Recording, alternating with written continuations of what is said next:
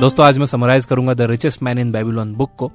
ये book story form में लिखी गई है। इसमें कुछ कहानियां हैं। उसमें से एक कहानी है अरकद नाम के एक इंसान की जो बेबीलोन का सबसे अमीर आदमी था।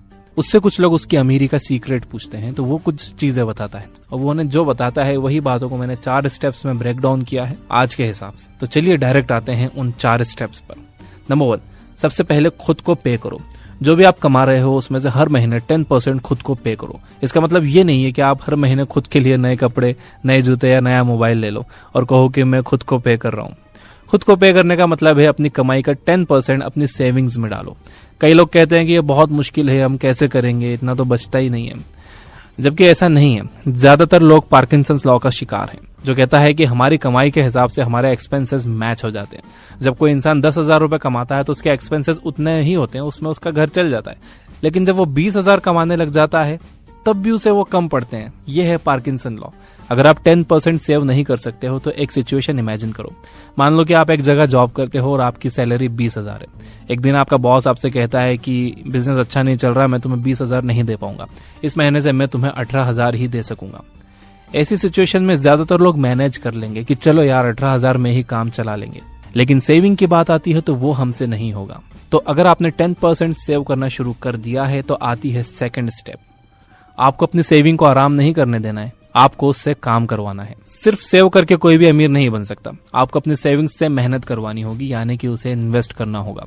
Rich dad poor dad book में रॉबर्ट कियोसाकी कहते हैं कि अमीर पैसों के लिए काम नहीं करते बल्कि पैसा अमीरों के लिए काम करता है, यानी कि उनका पैसा उन्हें और पैसा कमा कर देता है। तो आपको अपना पैसा इन्वेस्ट करना होगा ताकि वो पैसा आपको और पैसा कमा कर दे, और इस इन्वेस्टमेंट से जो प्रॉफिट मिलेगा उसे भी आपको नए इन्वेस्टमेंट में डालना होगा। ऐसा करने से कुछ सालों बाद आपके कई सारे इन्वेस्टमेंट्स होंगे और सब तरफ से आपको पैसा आ रहा होगा। अब इन्वेस्ट कहाँ करना है ये आप किसी यूट्यूब वीडियो को देखकर डिसाइड मत करो, बल्कि इन्वेस्टमेंट एक्सपर्ट से पूछो। स्टेप 3, हाई प्रॉफिट के लालच में बहुत ज्यादा रिस्की इन्वेस्टमेंट मत करो। High risk and high profit के पीछे मत भागो। जैसे जिम में जल्दी बॉडी बनाने के चक्कर में ज्यादा हेवी वेट्स उठाओगे तो उससे आपकी मसल्स डैमेज हो सकती है। सिमिलरली हाई प्रॉफिट्स के पीछे भागोगे तो आपका इन्वेस्टमेंट पोर्टफोलियो डैमेज हो सकता है और आप फाइनेंशियल परेशानी में पड़ सकते हो। इसीलिए high risk and high profit वाले इन्वेस्टमेंट्स को अवॉइड करो। एंड देखिए, आपको इन्वेस्टमेंट सीखना ही होगा, थोड़ी स्मार्टनेस बतानी होगी। जो लोग पहले से इन्वेस्ट कर रहे हैं और अच्छा कर रहे हैं उनसे आप सीख सकते हो। इन्वेस्टमेंट रिलेटेड बुक्स पढ़ सकते हो। बुक्स पढ़ने का पेशेंस नहीं है तो ये बुक ऐप पर बुक समरीज सुन सकते हो। स्टेप नंबर 4, इनकम के कई सोर्सेज बनाओ। जिस तरह से आपको कभी भी एक सिंगल सोर्स ऑफ इनकम पर डिपेंड नहीं रहना चाहिए, सिंगल इनकम पर डिपेंड होना बहुत रिस्की है, उसी तरह सारा पैसा एक ही जगह इन्वेस्ट नहीं करना चाहिए, ये भी बहुत रिस्की है। अगर आप सब कुछ एक सेक्टर में इन्वेस्ट कर दोगे और वो सेक्टर अगर डाउन होता है तो ये भी आपको फाइनेंशियल प्रॉब्लम में डाल देगा।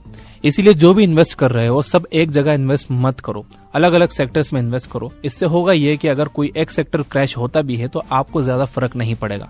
इन्वेस्टमेंट के कई ऑप्शंस हैं, रियल एस्टेट है, स्टॉक्स है, बॉन्ड्स है, बिजनेसेस हैं।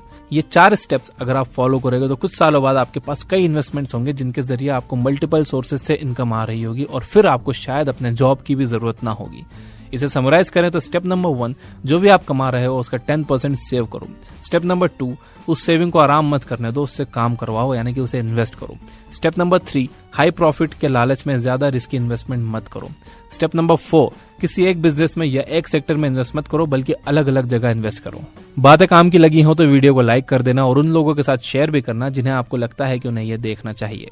याद रखिए कि if you are not learning you are dying. दुनिया की जो डेवलप्ड कंट्रीज हैं वहां ज्यादातर लोग बुक्स पढ़ते हैं, इसीलिए वो कंट्रीज और वहां के लोग ग्रो करते हैं। लेकिन हमारे पास बुक्स पढ़ने की आदत बहुत कम लोगों में। Finally, you guys are amazing. Keep reading, keep learning, keep growing. Thank you for watching.